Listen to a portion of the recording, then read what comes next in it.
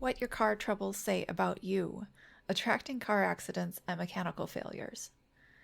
When I was about 14 years old, before I'd taken driver's ed, my mother pulled over to the side of the road in a residential area and told me to drive home. We were maybe a couple of minutes from the house, more than a few blocks, but not too far. I didn't want to. I drove a bit. I don't remember getting out, so I don't know how much I drove. I simply remember her pulling over and me not wanting to drive. That is what stuck with me. I took driver's education and aced it. I drove along with my guidance counselor / driver's ed driving teacher, and I did well. I remember stopping and him wondering why I stopped. I'd seen a stop sign he couldn't, behind a bush. I was cautious and very aware of my surroundings.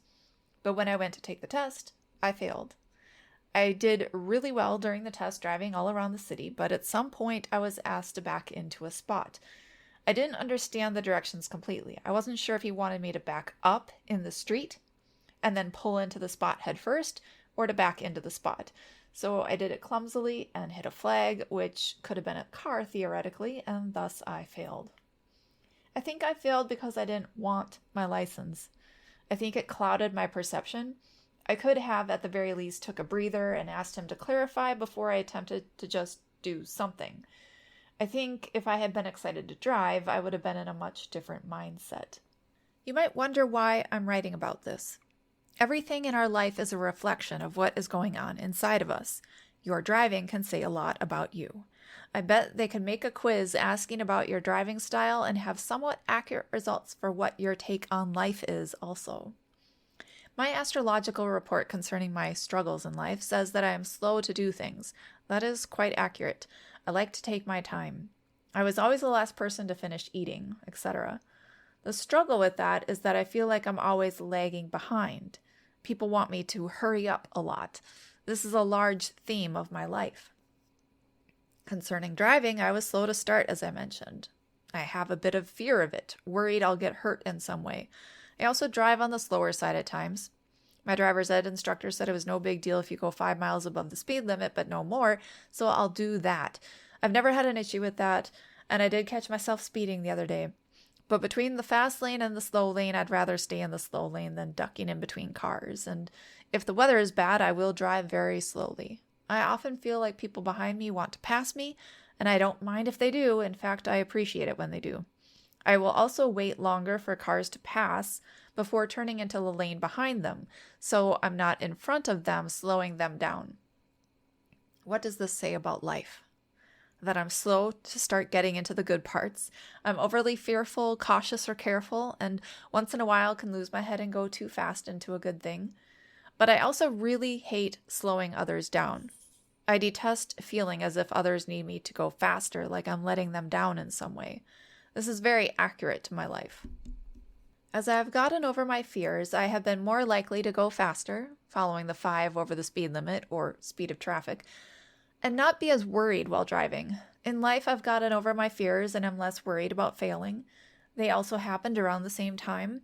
Of course, as you gain confidence in one thing, like driving, it can help you gain confidence in yourself as a whole to handle whatever comes.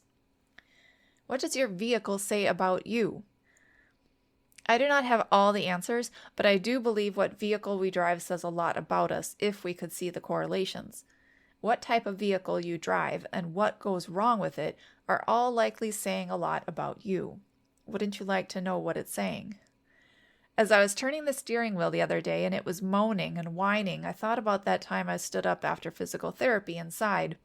My dad heard me, and suddenly he thought my back pain was worse than he had originally perceived it to be. I think I was more tired than in pain, but yes, I moan, cry out, or sigh when I get up at times. I forgot he was there. I probably would not have made a noise if I had remembered he was in the house that day. Yes, it hurts when I stand up from a seated position. When my car is getting ready to move directions, it moans. When I get ready to move directions, I moan. Is it correlated? What do you think? I think it probably is.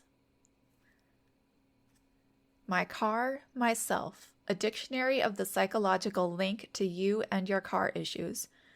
Michael J. Lincoln, Ph.D., wrote this book, My Car, Myself, to give people the chance to understand the correlation. There's a link to the book if you're interested in purchasing it. I bought this book. I only have a few problems with my car. I recently fixed one. I can look those up and see if it seems accurate or not.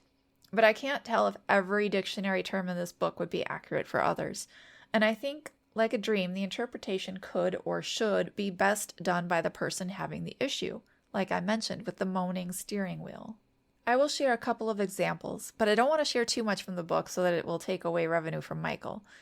Below is some of the dictionary entry for steering wheel.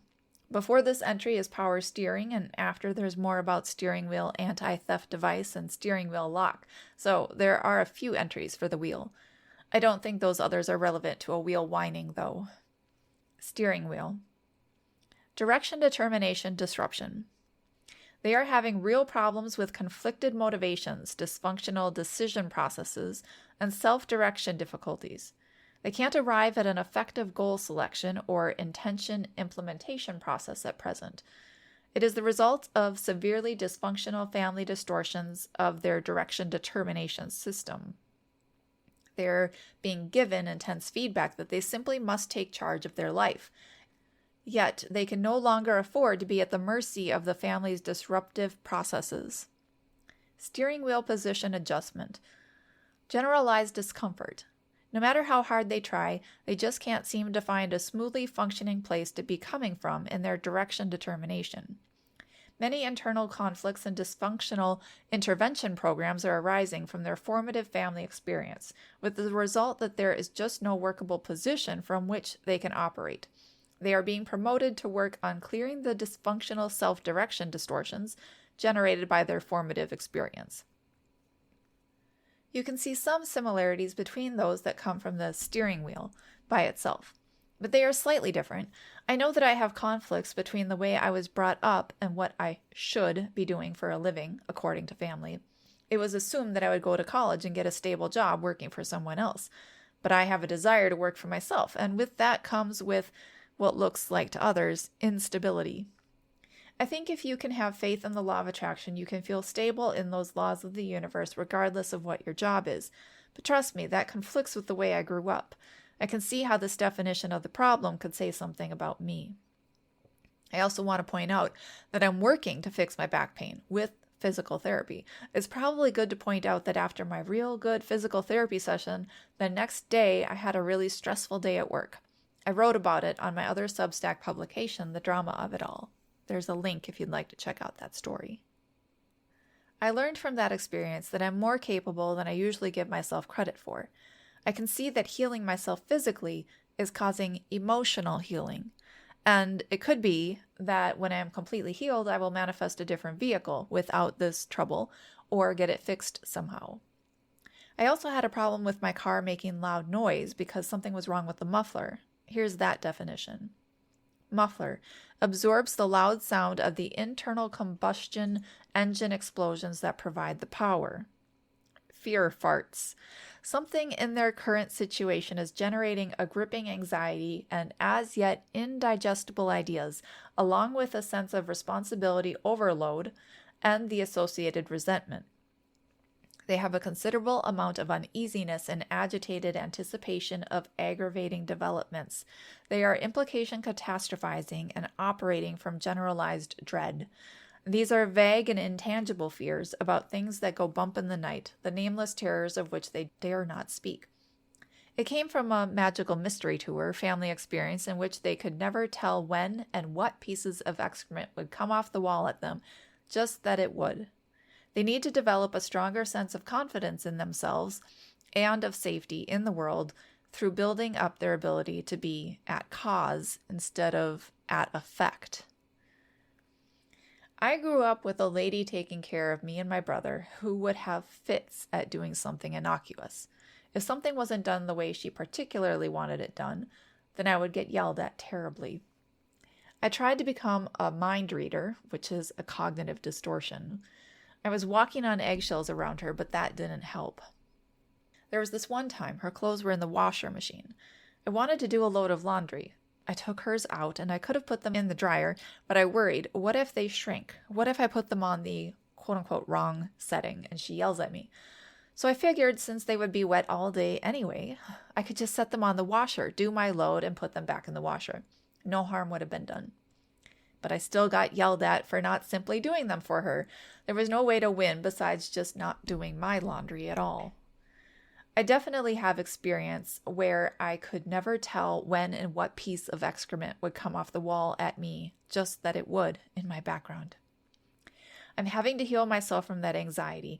I don't blame her, as it probably started before I attracted her into my life, but I know I have had this issue for a long, long time. I know about catastrophizing because I did it and can once in a while still do it. At least I recognize it now and can talk myself out of it a bit. I'm happy to report the muffler problem was fixed, and it was a lot cheaper than I expected. I also want to note that after fixing the muffler problem, I started my physical therapy and had that day at work that made me realize how capable I am even when life throws excrement at me. Oil leak. Running out of steam. They are feeling run down and increasingly amotivational recently. It is the result of a codependent and or servaholic pattern in which they fail to take their own needs into sufficient consideration. It began in a demanding dysfunctional family. They are in need of learning where their responsibilities leave off and those of the world around them begin.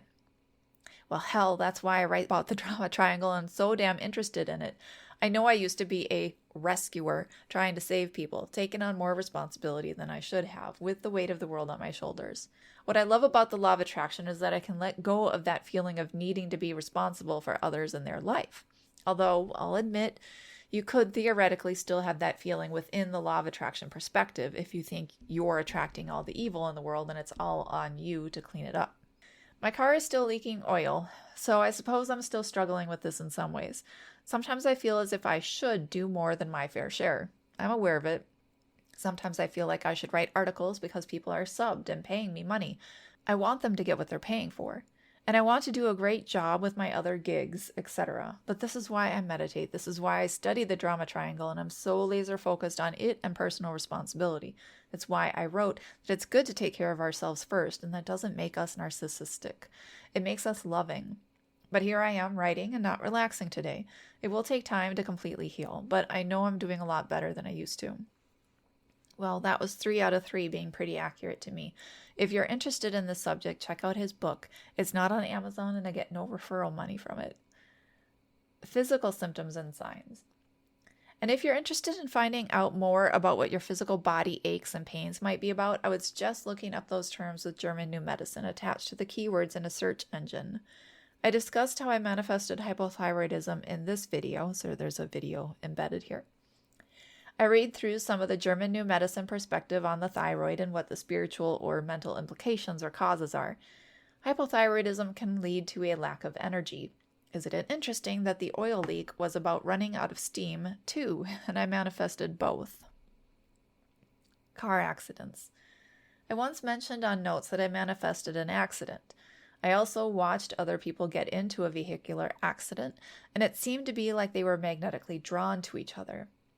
There are pages in his book on accidents because the definition depends on what part of the car is getting hit. When I got hit, I was in a bad mood.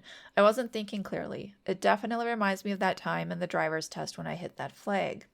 My mindset was in a different place than I usually am. I watched the truck coming and still drove out like I couldn't do anything else. I know what it feels like when magnets are attracted to each other. It felt like there was something else moving me. I once wrote about how our thoughts may be magnetic in a sense. I don't think I had to have a car accident. I think I had control over my thoughts and I let myself get into a bad mindset, which then attracted the accident. But I was in a completely different mental place back then. I bring it up because I think we all attract accidents or repel them by our vibe or mental state. I hope you enjoyed reading this or listening to it. Do you have car or truck problems now? Wondering what they mean? You can ask yourself in meditation and you might just get an answer to pop into your head. I don't think it's supposed to be difficult to figure out what these things mean. I think they're supposed to be figure-outable. I think they're simply signs that we should work on ourselves to heal.